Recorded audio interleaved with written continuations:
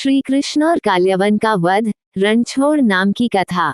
श्री कृष्ण की गाथाएं अनंत हैं और उनमें से हर एक कथा धर्म, नीति और दिव्य चातुर्य की मिसाल पेश करती है। ऐसी ही एक प्रसिद्ध कथा है काल्यवन राक्षस के वध की, जिसमें भगवान श्री कृष्ण ने अपनी बुद्धिमत्ता और युक्ति से एक महाविनाशक असुर का अंत करवाया और स्वयं रणछोड़ नाम से प्रसिद्ध हुए। राजस्थान का धौलपुर वैसे राष्ट्रीय स्तर पर दस्युओं की शरण स्थली के रूप में मशहूर रहा है। धार्मिक दृष्टि से भी ब्रज क्षेत्र और मथुरा के नजदीक होने के कारण ये योगेश्वर श्री कृष्ण भगवान की लीला स्थली भी रही है। महाभारत काल और श्रीमद् भगवत गीता के मुताबिक भगवान श्री कृष्ण के चरण यहाँ भी पड़े थे। गीता के मुताबिक जब असुरों व देवताओं में युद्ध हो रहा था, तब युद्ध में लड़ते हुए महाराज मुचकुंद महाराज थक चुके थे, तो उन्होंने भगवान इंद्र को कहा कि वह अब बहुत थक चुके हैं, वह आराम करना चाहते हैं। उन्हें कोई ऐसा स्थान बताएं जहां उनको कोई परेशान ना करे और वह आराम से चैन से नींद ले सकें। तब भगवान इंद्र ने उन्हें धौलागढ़ धौलपुर की पर्वत श्रृंखला में ये गुफा बताई कि तुम वहां जाकर आराम कर सकते हो। वहां पर तुम्हें कोई भी परेशान नहीं करेगा, ना ही तुम्हारी नींद में खलल डालेगा। साथ ही यह भी वरदान दिया कि जो भी तुम्हें जगाने की कोशिश करेगा या परेशान करेगा, वह तुम्हारे आंख खोलने पर और तुम्हारे देखने पर जलकर वहीं भस्म हो जाएगा। मुचकुंद महाराज पर्वत श्रृंखला में सोने चले गए। काल्यवन की उत्पत्ति और अत्याचार। काल्यवन एक अत्यंत शक्तिशाली दैत्य था, जिसे स्वयं देवताओं और असुरों ने मिलकर जन्म दिया था। वह अपार बलशाली, अभिमानी और क्रूर था। उसे किसी भी अस्त्र शस्त्र से मारा नहीं जा सकता था, क्योंकि उसे भगवान शिव से ऐसा वरदान प्राप्त था कि वह किसी भी यदुवंशी, देवता या मनुष्य के हाथों नहीं मरेगा। काल्यवन को जब अपनी शक्ति का अहंकार हुआ, तो उसने पृथ्वी के सबसे शक्तिशाली राज्य मथुरा पर आक्रमण करने का निश्चय किया। उसे बताया गया था कि यदुवंशी कुल में एक ऐसा व्यक्ति है जो अद्भुत पराक्रमी और चतुर है, वही भगवान श्री कृष्ण थे। ये सुनकर काल्यवन ने मथुरा पर चढ़ाई कर दी।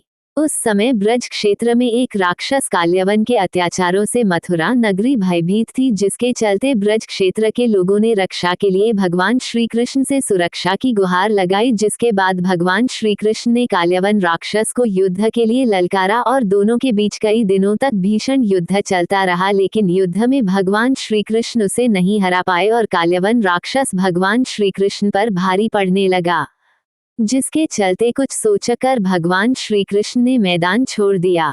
तब से ही उनका नाम रणछोड़ पड़ा। श्री कृष्ण की रणनीति। काल्यवन की विशाल सेना देखकर श्री कृष्ण समझ गए कि उससे सीधा युद्ध करने का कोई लाभ नहीं होगा। उन्होंने युद्ध से बचने के लिए एक अनोखी युक्ति अपनाई, वे रणभूमि से पीछे हट गए। ये देखकर काल्यवन हंसा और बोला, अरे, श्री कृष्ण तो कायर निकले, युद्ध से भाग रहे हैं। लेकिन श्री कृष्ण का उद्देश्य कुछ और ही था। वे काल्यवन को अपने पीछे दौड़ाते हुए एक गुप्त गुफा में ले गए। ये गुफा धौलपुर वर्तमान राजस्थान के पास स्थित थी और उसमें एक महान योगी तपस्या में लीन थे। भगवान श्री कृष्ण को महाराज मुचकुंद को दिया वरदान याद आया और काल्यवन राक्षस को ललकारते हुए भागे। आगे आगे श्री कृष्ण, पीछे पीछे काल्यवन राक्षस। श्री कृष्ण सीधे उसी गुफा में जा घुसे जिसमें महाराज मुचकुंद गहरी नींद में सोए हुए थे।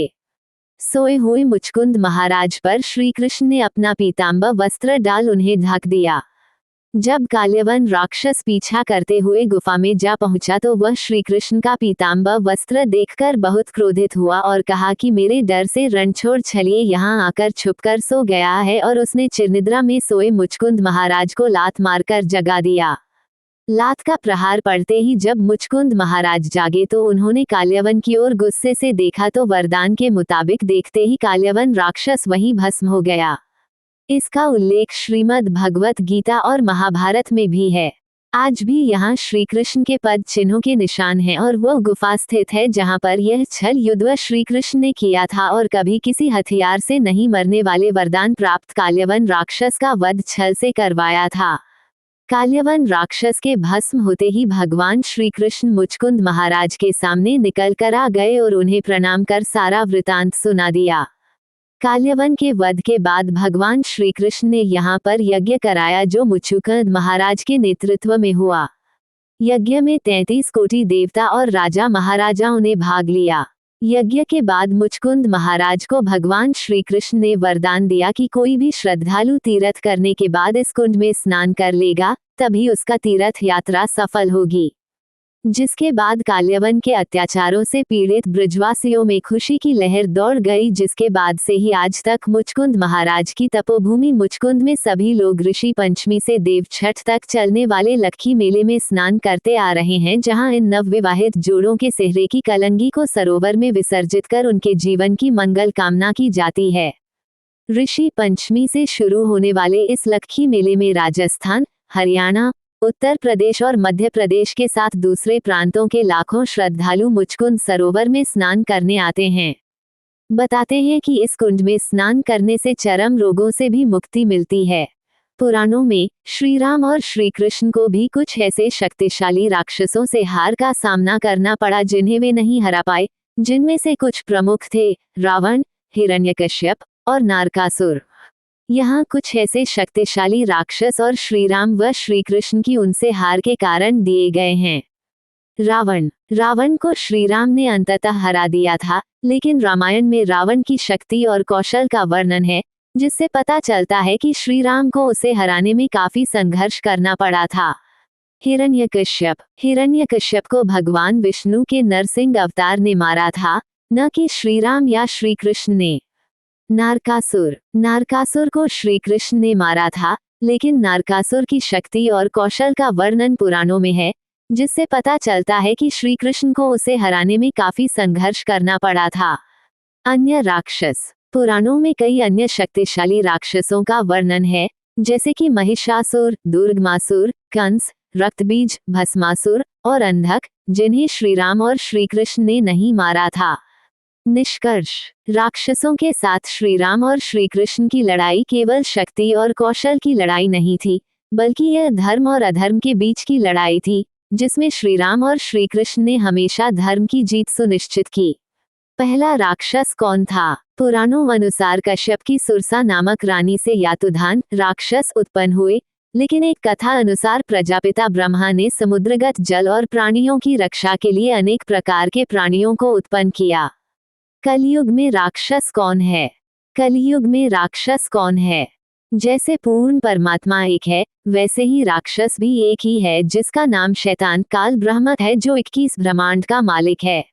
मेरी यह जानकारी आपको अच्छी लगी हो तो मेरे चैनल को सब्सक्राइब करें, वीडियो को लाइक करें और कमेंट करें। धन्यवाद। राधे राधे।